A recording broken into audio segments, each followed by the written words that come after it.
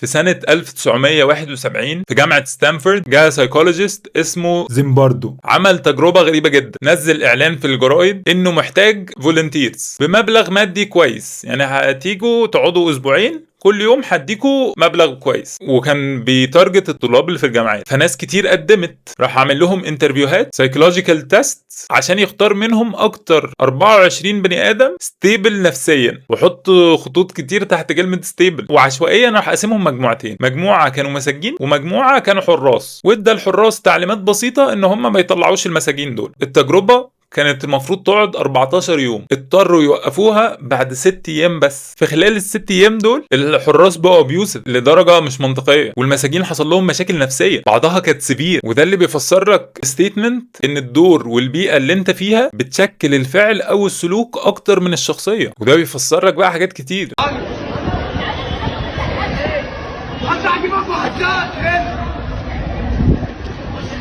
وبنلاقي التجربة بتاعت عم زمبرانو دي حصلت في الحقيقة في 2003 في سجن أبو غريب في العراق، اللي ناس كتير زي جنرال باري ماكافري بيعتبروا أكبر جريمة حرب في تاريخ أمريكا. ده كده زي كريستيانو يقول لك ده أحسن ماتش أنا لعبته في حياتي. وخد بالك إن دي الدولة اللي رمت نووي على دولة ثانية.